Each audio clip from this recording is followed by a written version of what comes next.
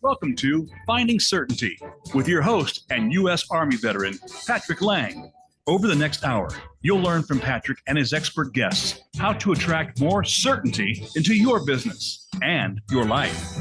Now, here is your host, Patrick Lang. Welcome to Finding Certainty, everyone. We're very pleased to have you with us, and I'm extremely honored to have our special guest today, Miss April Porter. April is the CEO of Ask April Porter, which is a franchise empowerment organization. It's the best way I can think of to describe it. I'm sure you can do a better job, April, but very pleased to have you with us. Thanks for joining us here on Finding Certainty. Oh, thank you so much for having me. I'm very excited about today's conversation. I am as well. You know, our name, I think, is a perfect description of what you're providing to your franchisees out there. You're helping them find certainty, or as you call it, swag, which we'll get into during the episode today. But I always start out this show by sharing a couple of reasons why I've invited this specific guest to join us.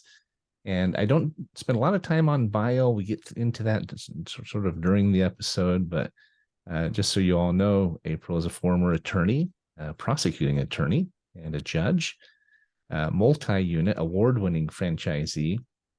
And now she has transitioned to taking what she learned to help other franchisees out there find what she calls swag, sanity, wealth, and gratitude, which I love that acronym.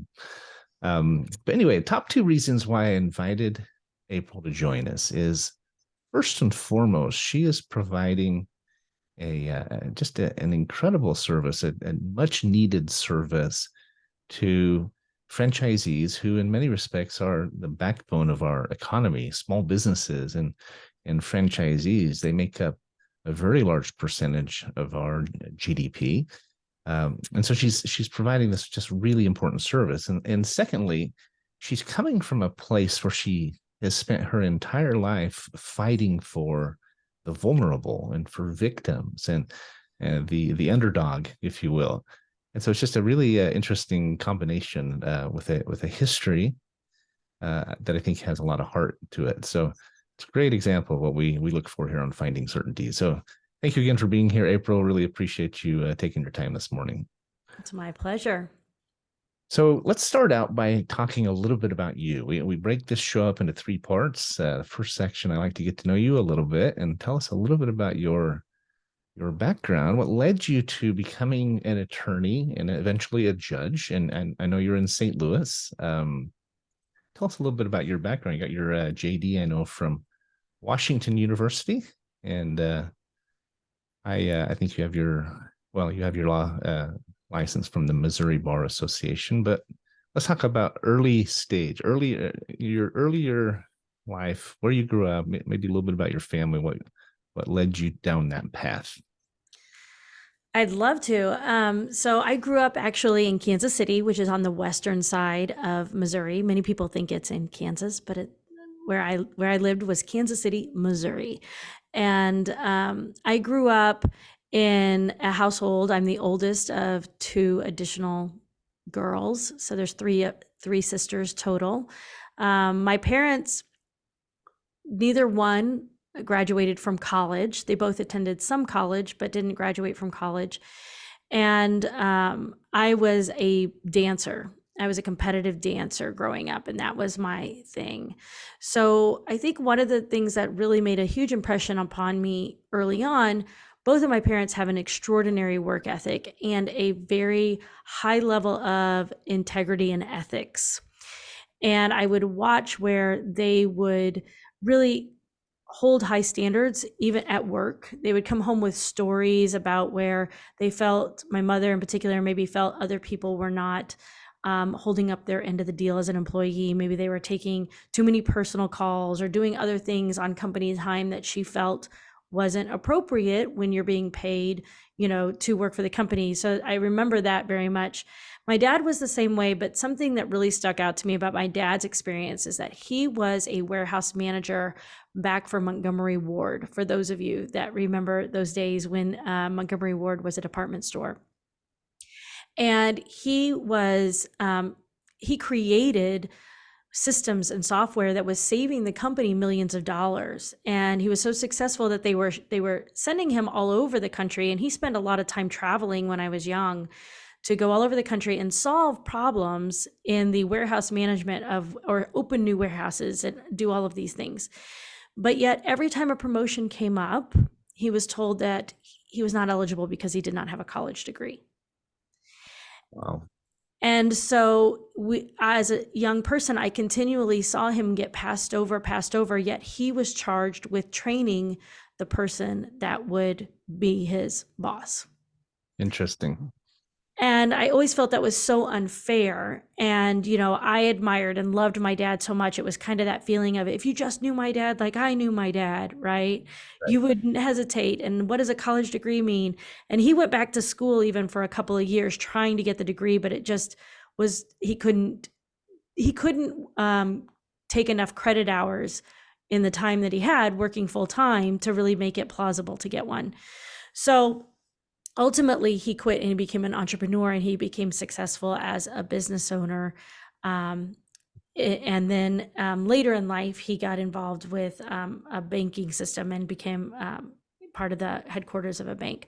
So, but watching that journey, I think that's part of what really instilled in me a need to fight for things that are fair and to fight against these nonsensical injustices that are like, what on earth sense does that make, that you're holding up a piece of paper at a higher level than an employee who has served you loyally, saved you millions of dollars, and successfully trained warehouses across the country to be at the highest level of production possible.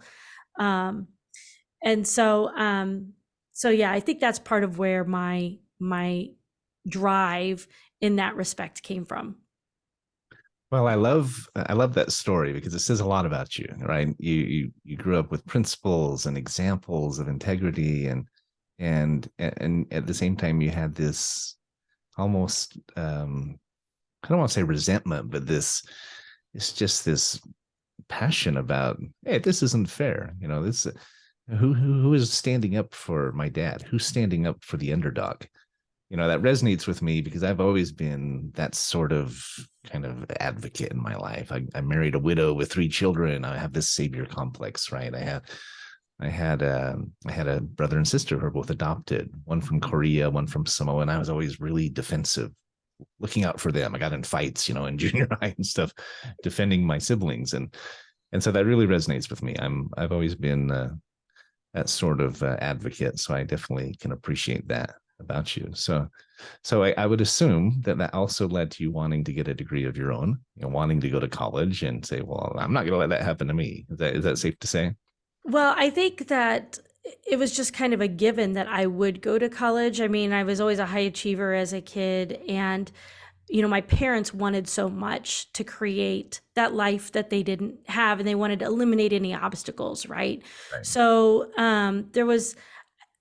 there was definitely, I want to go to college, but there was also this kind of assumption, like that is the plan, right? And so I did my very best to earn as many scholarships as I could because my family was not wealthy. And so I did go to college, but originally I went to college planning to be an actress. And I went as a theater major, loved theater, loved performing. I was a dancer. I danced on the dance team in college for basketball and football games. And that was what I planned to do. And my mother, being the practical woman she is, was always like, well, why don't you take some accounting classes just as a backup, and I was like, I have no interest in accounting in any way, shape, or form. But eventually at one point in time, I did get a little spooked. I thought, do I really want to go to LA and be a waitress? Because that's probably my future for the foreseeable, near future, if I wanted to pursue acting. And I was like, that's not really what I want to do. I don't think that's living to my full potential. And someone actually mentioned to me, they said, well, why don't you be an attorney? And if you're an attorney, you could be a trial attorney and act in front of a jury like every day. And I was like, oh my gosh, I could, and I could make money, and I could be like performing in front of the jury. And so then I met with an attorney, a local attorney, and said, what major should I have? if I want to go to law school, what's going to help me get into law school? And he said English. And so I became an English major, and solely for the purpose of getting into law school. And then ultimately was able to get a scholarship to Washington University that enabled me to go to that school, because I wouldn't have, it was extraordinarily prestigious. It was top 25 law schools in the country when I went. It was not cheap, but luckily I got a scholarship and was able to attend. That's fantastic. I'm finding out more and more we have in common, April. I had the same path, the same track, if you will. I wanted to be, I grew up as a John Grisham fan, and I wanted to be a trial lawyer. And I think I have this leaning in me to want to be an actor. I like being on the stage, and yet for me, and I actually majored in English. That was my bachelor's degree, similar to you. But in the summers, I worked summer jobs selling various things, living scripture tapes and Cutco knives and rainbow vacuum cleaners, right? And I spent the last 2 or 3 years selling Yellow Page advertising. And I did so well at it. As a college kid, this is back in the 80s, I was making $300 to $400 a day, as much as $600 a day as a kid. And I'd work for 2 months, play for a month, come back with money in the bank, and not have to work the whole school year. And I still did jobs oftentimes just to make extra, but I realized I was really good at sales. And I thought, I don't know if I want to go to several more years of school to have to read paperwork every day and become an attorney. So I went a different direction, and now I've been in sales for 30 plus years. But that's very interesting. We have that similar background. You took the left fork and I took the right fork, but we started out on the same path. Yeah, that is interesting. So you became an attorney. Did you go straight into working with the DA, or did you start in a different path? No, I knew right away in law school. One, I knew I wanted to be in front of juries. Reading contracts, sitting at a desk was not for me. That just wasn't going to cut it. And then when you factored in the fact that I had this internal drive to always stand up for people when I saw some injustice happening, I was always the one who would speak up when no one would speak up, and I was willing to take any, backlash or retribution that would come with it, because I couldn't stay silent if things just were not just. So that really led me towards that prosecutor path. And I interned with various prosecution offices in the federal prosecutor's office as well here in St. Louis, ultimately with that desire and determination to become a prosecutor, which I did here in St. Louis. And I first started working for one of our smaller counties. And within 3 months, I was promoted to the head of the domestic violence unit. So at that point in time, I was touring the state, training different police officers, police departments and sheriff's departments on proper investigation of domestic violence crimes, and it's so important in that subject matter to have a great investigation, because many times by the time we get to trial, the victim is no longer cooperative. Because they've returned to the abuser or they've been intimidated by the abuser. And so it's a very unique area of law that has to be approached in a very specific way.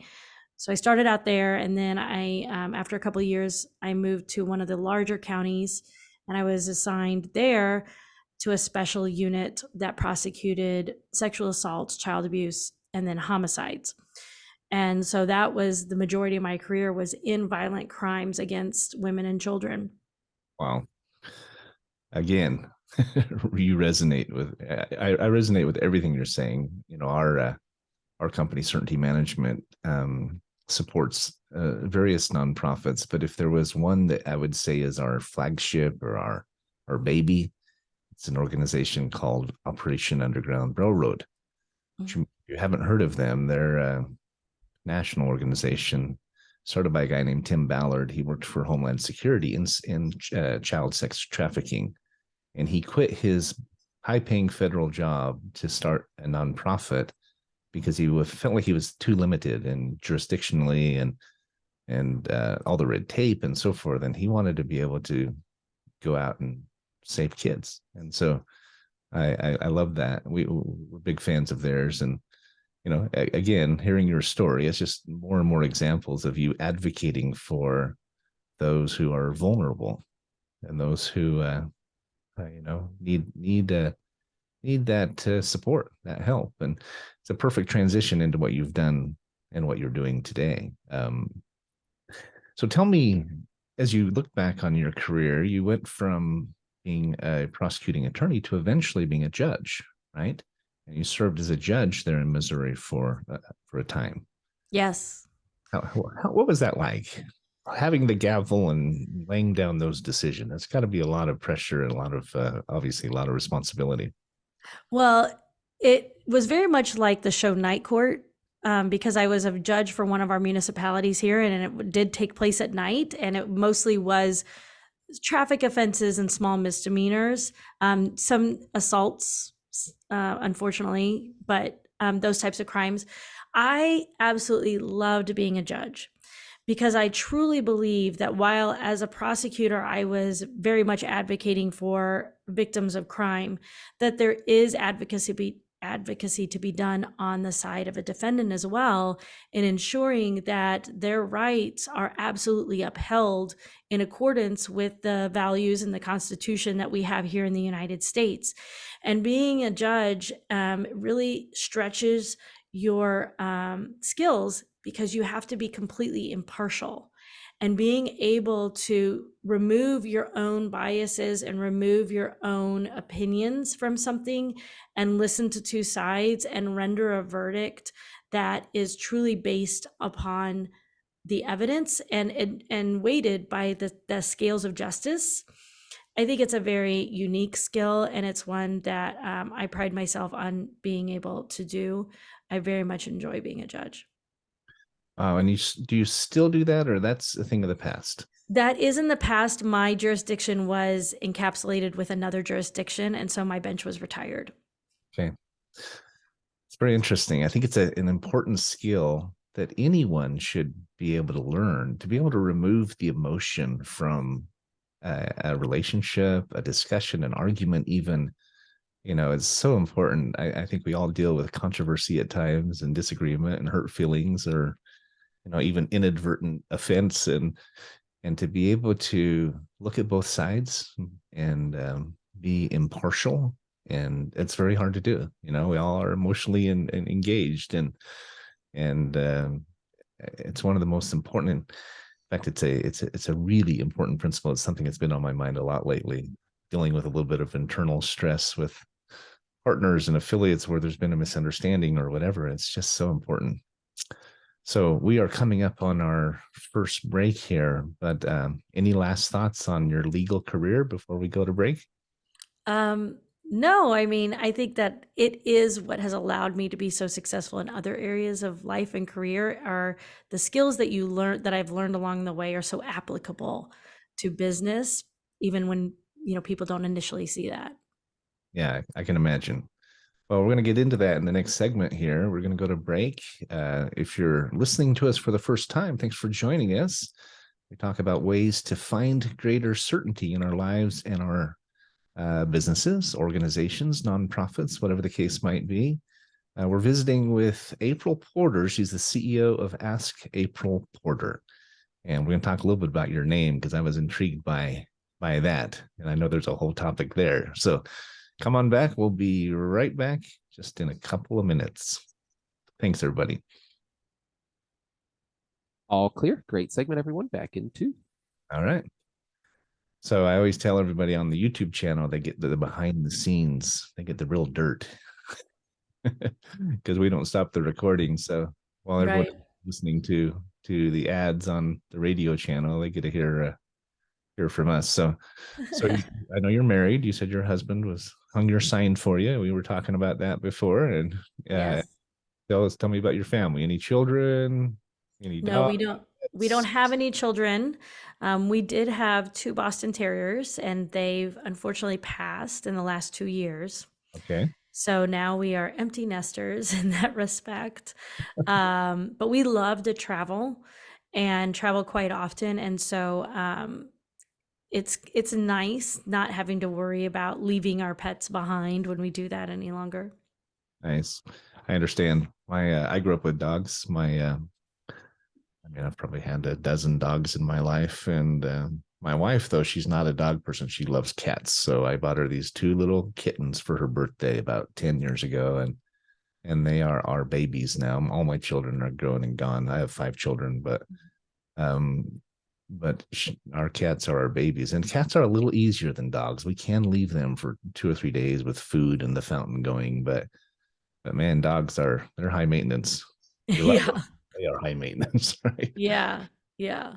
My dad used to come into town just to watch the dogs for us while we were out of town. So, oh yeah, totally. We have to have somebody who will come in and check on the cats, every 2 or 3 days, make sure one of them didn't eat the other one or whatever.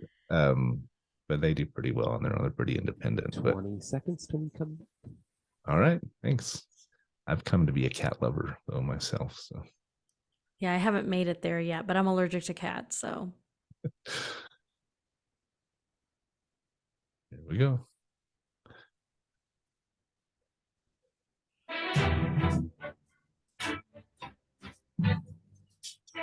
You're listening to Finding Certainty with Patrick Lang. Have a question for Patrick or his guests? Join us on the show at 866-472-5790. That's 866-472-5790. Now, back to the show with Patrick. Welcome back, everybody. We're visiting with April Porter. She's the CEO of Ask April Porter.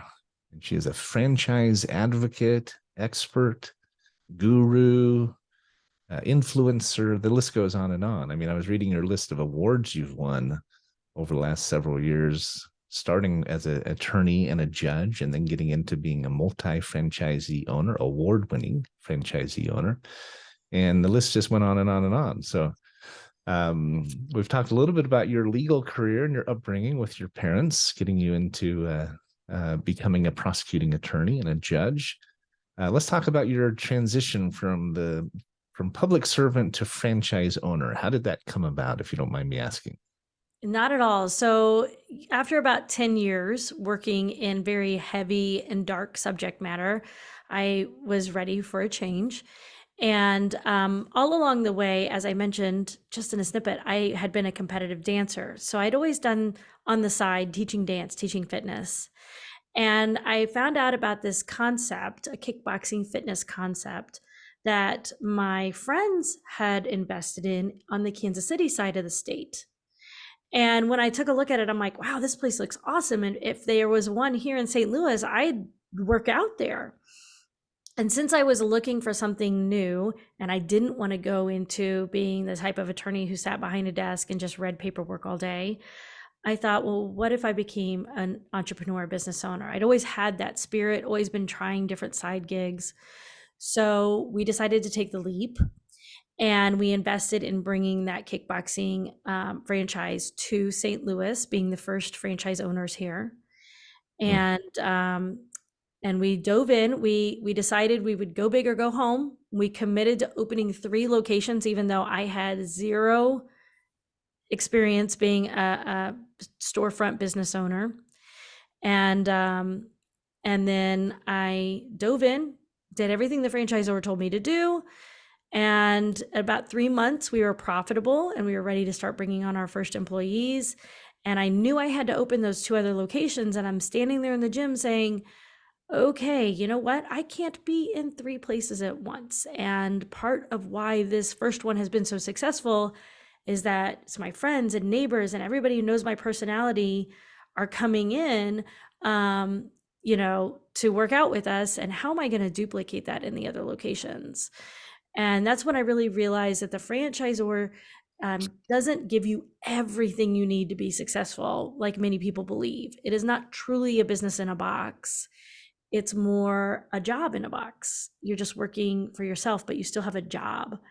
And it was up to me to really turn that into a business.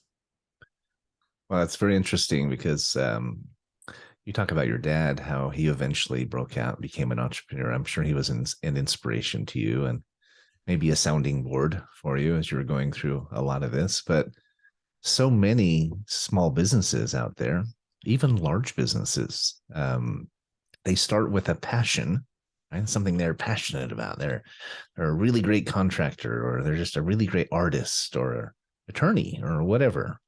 And yet they aren't an accountant. They're not a web designer. They're not a graphic designer. They're not a marketer. They've maybe never done sales, although I think most of us do sales every day in one way or the other. But it's a big transition.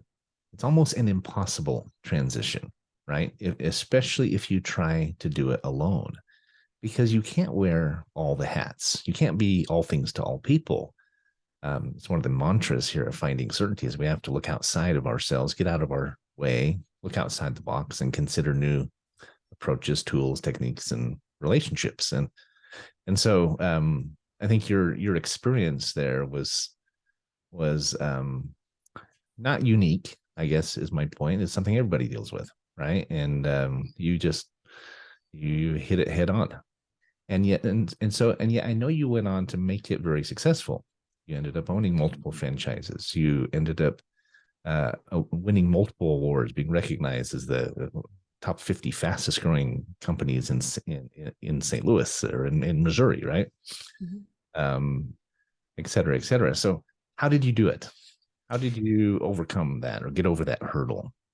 Well, the first thing I did was I started to apply skills that I had used as an attorney to my business. I'm extraordinarily strategic. I mean, that's what you have to be in order to get 12 jurors, which are 12 strangers, to agree unanimously to send someone to prison for the rest of their life. I mean, think about the last time you got your family members who all know each other very well to agree on what to have for dinner, right? So there's a lot of strategy that goes into that. And I started to really take a couple steps back in my business and say, okay, my franchisor, they taught me everything I needed to know about kickboxing. They taught me how to apply that to this workout system.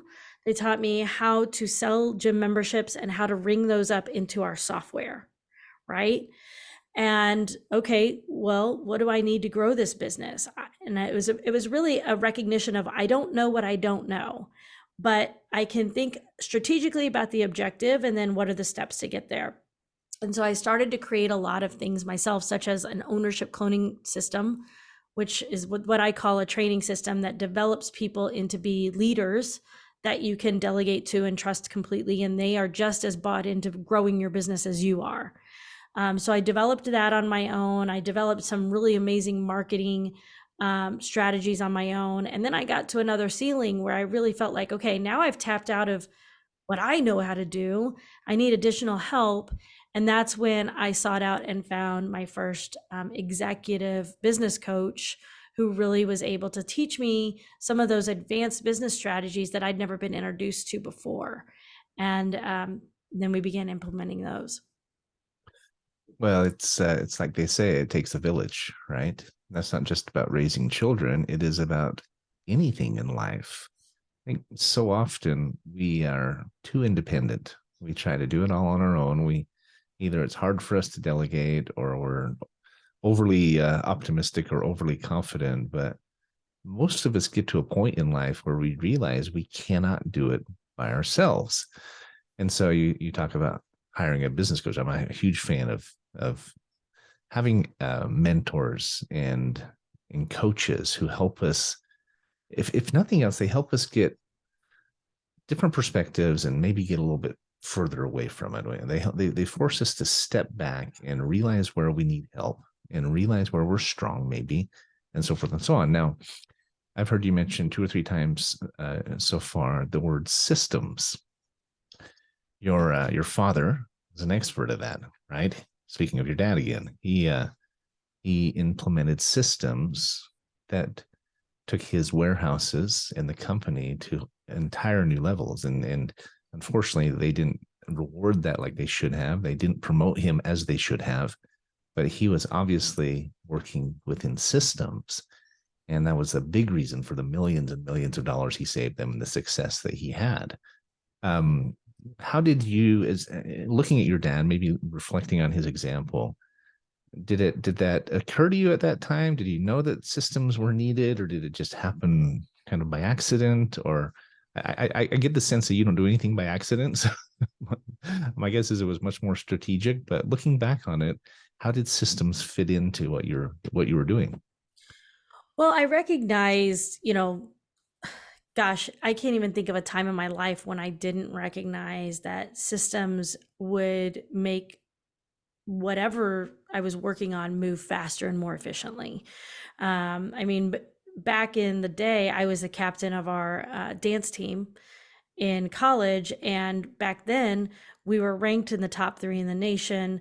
We didn't even have a coach, so I was in charge of figuring out how we were going to pay to go to nationals. I created an entire calendar and sold it, and that publication was something that I created. So I was always figuring out, okay, what do we need to do? What is the objective? Oh, we need to go to nationals. How much money do we need? How are we going to get there? And working backwards to put it all in place. And then, delegating out, well, I need all of these people to help, in order to get there. So in a sense, I kind of was running little businesses all along. I just didn't know that that's what I was doing. Right. And then when I got to the prosecutor's office, I walked in on day 1 and there wasn't a single lick of training to be had for a new prosecutor. So I created an entire training manual so that when new attorneys came in, it would show them, okay, we just handed you a file. What do you do next? And so I was building out training manuals for that purpose, and that they still use to this day in the prosecutor's office. So I think I've just been a very natural problem solver, and I don't think and strategist, and all of that is, when you do it and you want it to be repeated, it needs to be in a system so that other people can pick up the baton and take it to the next level without you having to always be the one overseeing that. Right. I couldn't agree more. When we talk about systems, basically we're talking about having a blueprint, having a plan, right? We all see this in our own lives, in our businesses. If we, I think it was Stephen Covey who said to begin with the end in mind. What is your ultimate objective? As an attorney, obviously you wanted to get the prosecution, you wanted to get the win, and yet you had to deconstruct that win and look at the steps that you needed to get there. Right? We need to present evidence. We need to have good witnesses. We need to prepare our witnesses. We need to, et cetera, et cetera, et cetera. And that same thing applies in business. You can't just wing it, right? I mean, a lot of people try to. They're really good roofers and they know how to put a good roof on, and that's what they're going to do. They're just going to do a lot of roofs, and dang it, and we can make this work. But without a plan and a blueprint and those steps lined out, written on a napkin at least, right? It's very unlikely that you're going to succeed. And that's, I think, one of the biggest reasons why failure of small businesses in America is so high. Would you agree? Oh, I agree 100%. I also think that many times the secret sauce to a business, right, is something within the owner. It's either a skill that they've perfected, or a personality trait, or some kind, or their passion, whatever it is. And they hold on to that rather than sharing it with their employees and finding a way to share it with their employees. And the way to share it is to create processes and to help guide and develop people to be able to do it in the same fashion that you do it in. And what I see happen is many times business owners that either don't do that at all, and they're the ones trying to do it all until they burn out and they say, why did I ever decide to open a business? I can't handle the stress anymore and working 60 to 80 hours a week. Or they teach their employees this, but they don't do it systematically, meaning they say, oh, here's a new employee, come shadow me, and I'm going to show you each and every step. But guess what? That employee leaves, the next one comes in, we have to do it all over again. And it always falls back on the shoulders of the business owner. No one else can say, well, you know what? Hey, I'll take this new employee and I'll train him. Why don't you go out and do some things that'll help grow the business while I train the new employee? Well, they can't do that because that secret sauce is still always kept internally within the business owner. And that's one of the biggest obstacles to someone being able to ultimately attain the life and the dream that they envisioned they would get from owning a business. I completely agree. I think it is a natural tendency for business owners to lean that direction versus the other, right? whether it's just built into our DNA, it's our baby, it's our idea, it's our passion. In fact, I deal with this in my business because I've transitioned from being a solopreneur to having partners and having associates and learning how to delegate and learning how to let go of the control. Right? It's challenging. And I don't think it's out of arrogance as much as sometimes it's desperation. Sometimes it's not knowing how to do it. Sometimes it's just not trusting the people enough to want to let go. And you know that you can do it. You will do it better, probably faster, and in the long run get it done right and not have to redo it.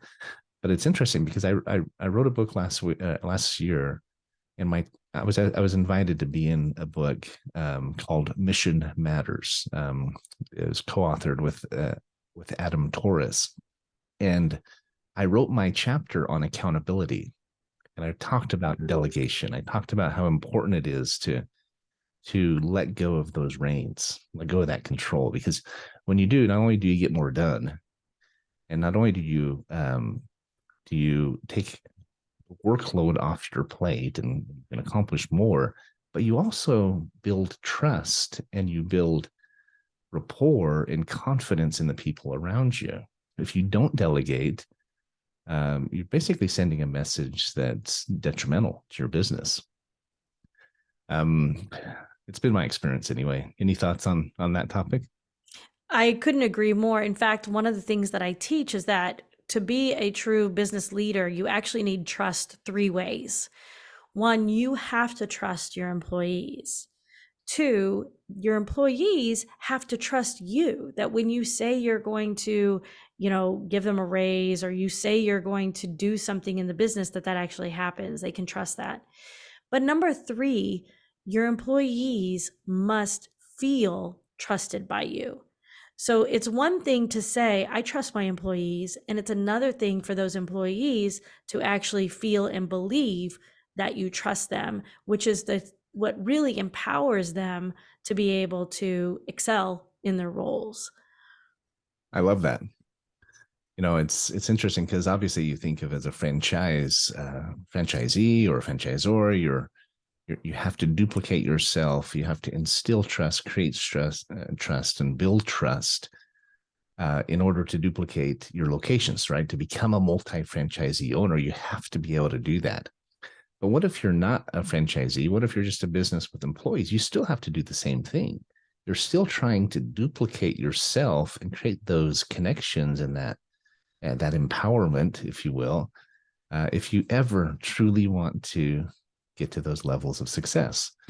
I saw in your bio somewhere that you talked about how you longed to go from dealing with the day-to-day basics to building a business empire, right? You longed for that education, that mentorship, and you weren't getting it from your franchisor, right? You had to go out and create it.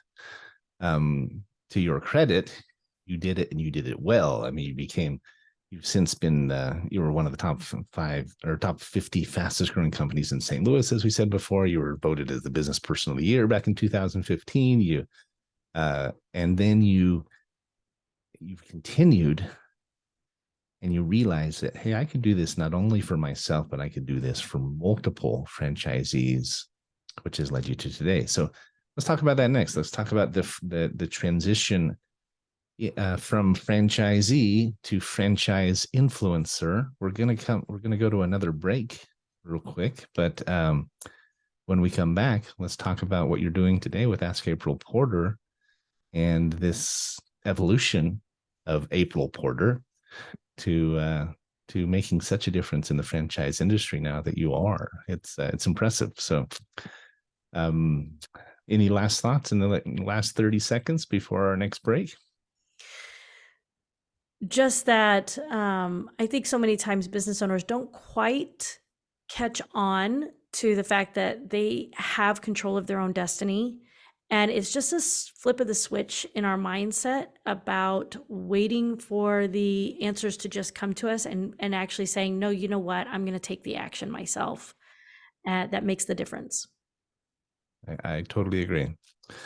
We're visiting with April Porter. She's the CEO of Ask April Porter, one of the foremost franchise support and advocacy organizations, giving franchisees access to business insights and sales and marketing and tools and tips and techniques that can help them be successful at the business side of the franchise, which is obviously so important. You might be a great kickboxer. You might be able to know how to sign up memberships and so forth. But if you don't know the rest, you're going to be hard pressed to be successful. You figured it out. Now you're teaching it to others. When we come back from break, we'll talk about how April's doing that and the difference that it is making. So don't go away. We'll be right back. All clear. Great segment, everyone. Back in 2. Thank you. Having fun yet? Yeah, I love this stuff. I want to talk a little bit about your podcast too, because I think it's part of the story we should mention. So how long have you been doing your podcast? It'll be 2 years in June. Okay. And is it weekly? Is it daily? What is it? It's weekly. All right. We have that in common as well, I guess. I know.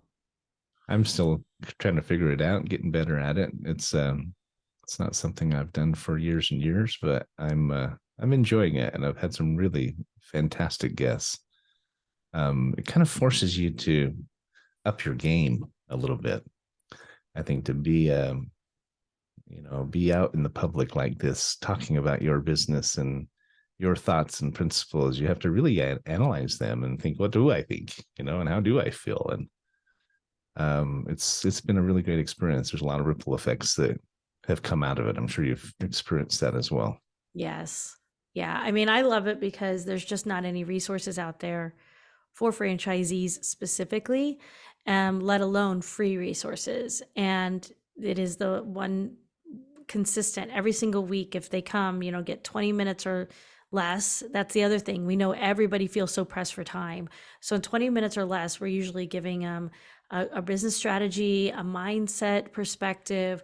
And then I have great guests on too, which those episodes tend to go a little bit longer because we just love the conversation. But so you do both. You do both interview podcast or interview episodes, and also just, this is April and I'm going to tell you how it is. Yeah. I almost had to do that last week. My guest. You're listening to Finding Certainty with Patrick Lang. Have a question for Patrick or his guests? Join us on the show at 866-472-5790. That's 866-472-5790. Now, back to the show with Patrick. Welcome back to Finding Certainty, everyone. If you've been with us, we are visiting with April Porter. She's the CEO of a very interesting organization. I find it fascinating what you're doing, April, and I know you're getting a lot of kudos and a lot of recognition for it. Whether you seek the recognition or not, I know it's coming, but you're making a big difference. So let's talk about how you transition from franchisee to franchise expert and influencer. Now, do you still own the franchises, or did you let them go? I actually sold them pursuant to my exit strategy. Just like you said, Stephen Covey says, start with the end in mind. I did that on day one and had my exit strategy was to build for about 5 to 7 years and then sell all of my franchises as a unit. And I was very blessed to be able to do so in 2020 as a fitness franchise, despite having been shut down for 3 months. We had a buyer approach us and say, yeah, I would like to buy these. And I was like, wow, I wasn't quite expecting that after coming right out of a shutdown, but right. I was grateful for it. And so that's when we exited the brand. That's great. I find it interesting that you started a kickboxing franchise instead of a Jamba Juice or a dry cleaner or something like that. It's just one more example of you advocating for the vulnerable, right? I mean, because self-defense, teaching probably a lot of women, a lot of others who maybe didn't feel as safe or secure as they'd like to, they come to your classes and left feeling empowered. Is that safe to say? Oh, for sure. And it also like scratched another itch of mine, which is I absolutely am so passionate about helping others realize their full potential. So back even when I said the prosecutor's office and I was like, we don't have anything to train these attorneys and set them up for success. So let me create that. And going into kickboxing fitness, it was like, I can train these people and help them gain, one, healthy weight, a healthy lifestyle, but also that empowerment and that confidence to really show up in the best version of themselves. And that was the best part about owning that business. I love that. So tell us how you transitioned then from franchisee, multi-location award-winning franchisee to today. Well, first, as I said, we became very successful very fast, and that lent itself to franchisees in my brand from across the country reaching out to me asking, what are you doing? How are you cracking the code to this and growing so quickly? And I'm over here struggling a little bit. And so that started to gain momentum. I was getting 5-7 calls a week, which I was more than happy to help all of these franchisees. On the flip side of that, that was 5 to 7 hours a week that I wasn't working on my business. I was working to help build other people's businesses. And as I teach my clients, you really need to understand how to value your time, because we don't want to work more hours to accomplish what we want to accomplish. We want to be able to work smarter, not harder. And so it was at that point where I said, okay, I'm going to start, doing workshops and doing consultations and having this on the side as a little consulting company. So I started doing that. That was how it all began, and went from amazing, everybody loves the franchisor, to a breakdown in the franchisor-franchisee relationship. And that is pretty typical in the franchising world, that happens as these brands experience fast growth. And when that happened, I really got to see kind of the dark underside of the franchising industry, where there is a lot of opportunities for franchisees to be taken advantage of. And through that experience, our franchisees and our brand decided to form an independent association. And in doing so, elected a board of directors for that organization, and they elected me to be president to represent them and try to bring about change to re-level the playing field and create more fair and equitable experience for the franchisees. And then from there, they elected me to the Franchise Advisory Council, which is, they should be one thing, but it's two separate things. The Independent Franchisee Association is completely governed by franchisees. The Franchise Advisory Council is governed by the franchisor. The agenda is set by the franchisor, and what the Franchise Advisory Council can advise on is determined by the franchisor. And so the franchisees also elected me to that council so that I could try to bridge the gap between our franchisor and our franchisees. And again, that experience just really showed me the intense need there was in the industry for someone to stand up and say, hey, I've got your back, and let me be your guide through this experience, both when it's good and you want to scale, but then also when it's bad and you still want to succeed. Exactly. I mean, it's a fair statement, I think. And isn't it true that the associations out there, like the American Association of Franchisees and Dealers and the International Association, most of them are focused on the franchisors. They're focused on lobbying for franchisor rights, and maybe they provide some education and some support, but it's not really, it doesn't trickle down to the franchisees being taught how to improve their SEO, or their, to manage their bookkeeping, or to better brand their company. Is that a fair statement? I know we've talked a little bit about this, but maybe you can elaborate on that topic. Yes. For many of the organizations, in fact, most of the organizations inside the franchising industry, that is true. They are focused on the franchisors and supporting the franchisors to success because the franchisors, quite honestly, have the deep pockets. The American Association of Franchisees and Dealers, also known as the AAFD, is actually a true franchisee advocacy organization, but their focus is on advocating for franchisees at a legal and legislative level, meaning they're trying to effect change through legislature, and then also at the brand level by helping the associations, the chapters, the groups of franchisees potentially retain legal counsel to find out what their rights are in that relationship with the franchisor. So it's all long-term solutions, nothing that's going to help you be successful tomorrow. And so to your point, there really wasn't anything out there that would help people understand marketing strategy or even leadership skills on how to talk to the new generations as they become your essential workers in your business and they operate differently, right? Those resources just aren't out there for franchisees until we created them. Well, I love it that your name has evolved out of so many other franchisees coming you and asking you for help, right? And that's as a obvious transition. I asked you, why don't you come up with a name like Franchise Support Association of America? And you said, our name is one of the things that makes us stand out. And it was a natural evolution into what you are today, right? Is that that's a fair statement, I'm sure. 100%. Yes. Everyone was asking April Porter, what are you doing? How do I do what you're doing? I love that. So as an organization, you're a for-profit company, but you're designed on helping, or you're designed to help these franchisees have the approaches, the technologies, the training, the networking, all of the nuts and bolts of business success.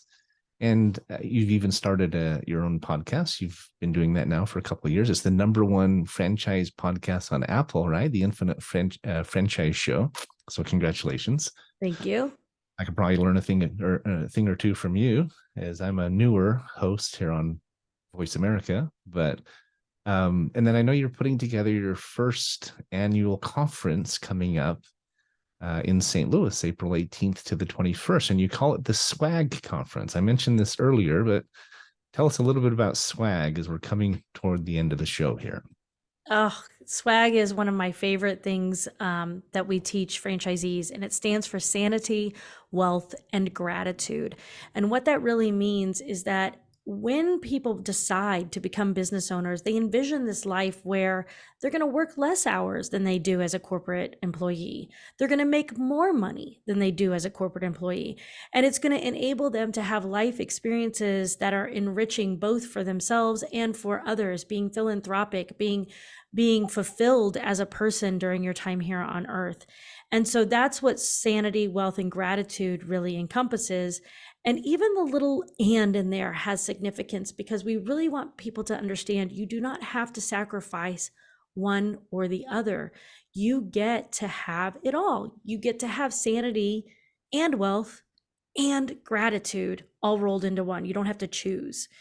And so like you mentioned Stephen Covey, start with the end in mind. We always encourage everyone to start with your swag in mind and really think about what does that life look like? And is spinning your wheels or being on that hamster wheel right now, answering the phones yourself and doing everything yourself, is that really taking you to that life of working less hours, or is it just keeping you, stuck? And so that's what the SWAG conference is about, is transporting people to their true dream. Well, I wish we had more time to talk about it, but I know it's very interesting because it's going to be hands-on. People come away with true skill sets and plans of action, systems, as we've been saying. We are up against the end of the show, but it's obviously working. I mean, you've been voted the 2023 top influencer in the global franchising industry, top 10 women of distinction in franchising. Last year, you won the Chairman's Award for Distinguished Service to the Franchising Industry from the American Association of Franchisees and Dealers. I mean, as I said, the list of accolades goes on and on, but I wish we could talk for another hour, April, but I really appreciate you being here. How do people get a hold of you, just in closing? You go to askaprilporter.com and you can reach us there, or you can tune into the Infinite Franchisee Show on any of the major outlets, podcasts. Well, thanks for being on Finding Certainty. Everyone, thanks for listening. We'll be back next week with another special guest. But thank you, April, for being here. Kudos for everything you're accomplishing. I know we're going to try to help with some of the things we're doing as well. And good luck on your upcoming conference. I'm sure it's going to be fantastic. In fact, I think some of our team members are going to be there. So we look forward to it. Thank you so much. And we can't wait to see you. We'll be there. Go out there and find certainty, everyone. You can do it, and we'll help if we can. Have a great day.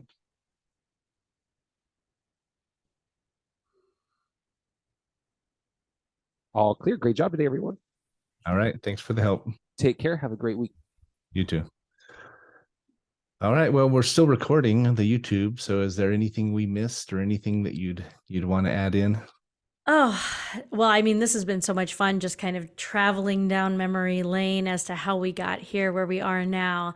The only thing that I would love to add out there for anybody watching is that if you're a franchisee or a small business owner, we help small business owners too, but if you need any resources, we have so many free resources we give. We have the podcast, but in addition, we have just a couple weeks now, we have a free Release Your Business Beast boot camp. And it's 3 days, 1 hour a day, where you get to come and I teach some of the systems or strategies we've talked about to take people to the next level. And we do that kind of stuff all the time because our true goal is to bring swag to all franchisees and business owners, whether they're in our paid programs or not. We want to accomplish that mission of making swag really a measurement of success in business ownership. That's fantastic. I have a good friend who owns another show called The Business Buzz. His name is Frank Hellring, and I'm sure he would love to have you as a guest on his show. I mean, he is a huge advocate for small business. But maybe I'll talk to him. We can sit in on your Release the Beast show, and then he can have you either have you on prior to it talking about it or afterwards to review how it went. But be happy to make that introduction, and we will continue the fight. I think what you're doing is amazing, April. So keep up the great work. Oh, we appreciate your support so much. Our pleasure. Look forward to hearing about the conference, and I know we're going to do what we can to help support you in the weeks and months to come. So I wish you the very best. Thank you.